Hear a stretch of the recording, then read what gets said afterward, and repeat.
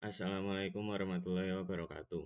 Pertama-tama, perkenalkan nama saya Almir Gibran. Di video ini saya akan membahas fenomena yang cukup sering kita temui di media sosial, yaitu influencer yang membahas topik serius tetapi sebenarnya bukan ahli di bidang tersebut.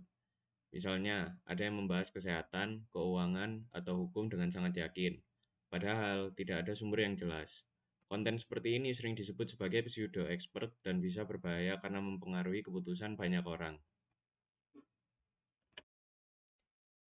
Saat ini, media sosial jadi salah satu sumber informasi utama. Banyak orang lebih percaya influencer karena bahasanya sederhana dan terasa dekat. Tapi masalahnya, tidak semua informasi yang disampaikan itu benar atau bisa dipertanggungjawabkan. Ketika opini pribadi disampaikan seolah-olah fakta, disitulah risiko mulai muncul. Kalau dibiarkan, konten pseudo expert bisa berdampak cukup serius. Dalam konteks kesehatan, orang bisa salah ambil keputusan.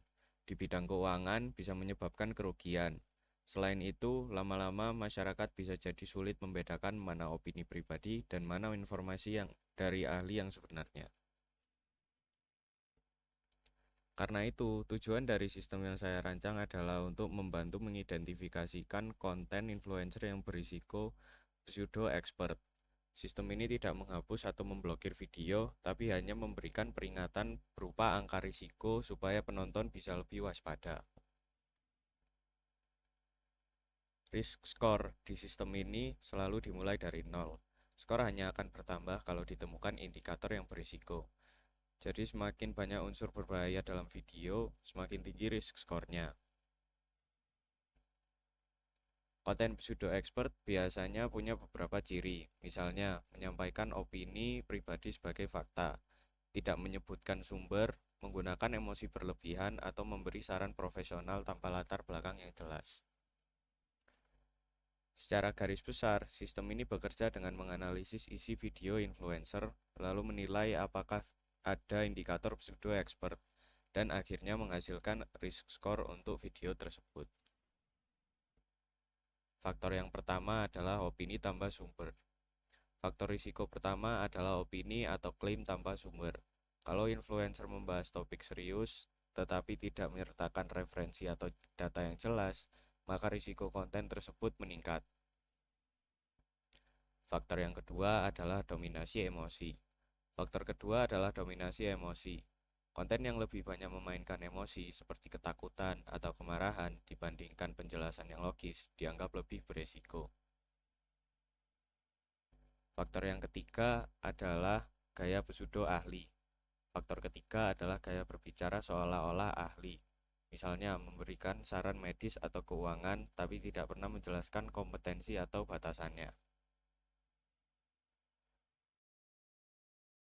Proses penilaian risiko di sistem ini dimulai dari risk score 0 untuk setiap video, jadi tidak ada asumsi bahwa konten tersebut langsung berbahaya.